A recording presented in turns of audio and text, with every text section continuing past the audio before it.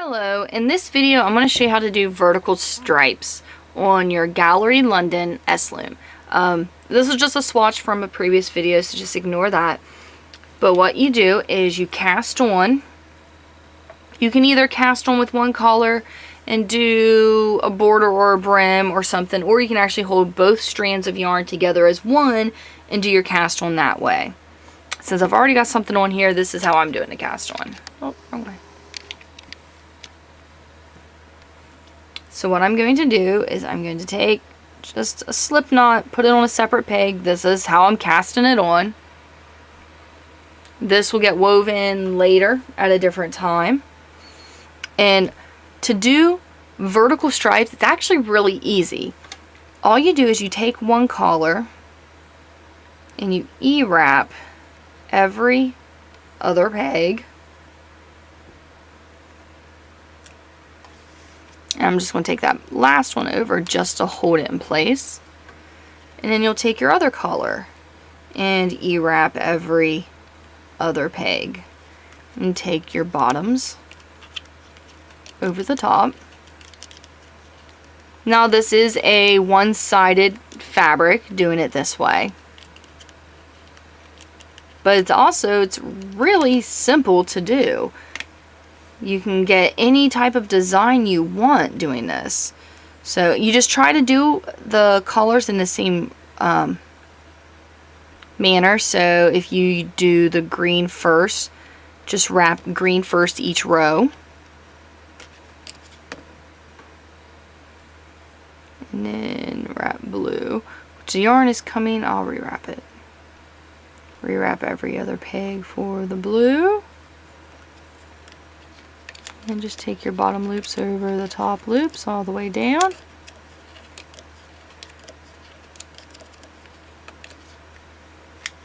Of course, we've got a couple rows. Now I can take that slip knot off for the green. Go ahead and pull that down so it's out of my way. Which I start with green, so I'm going to do green. Typically, doing flat panels, the peg the yarn is coming from, you kind of skip. Actually, I'm going to wrap on this occasion. I'm going to wrap those just because we've got two different colors we're doing at one time.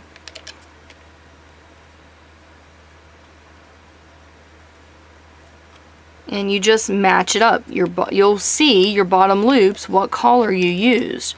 So you just match them up like that if you're wanting to do vertical stripes. Now if you're wanting to do checkers or just any other pattern, you just switch them around.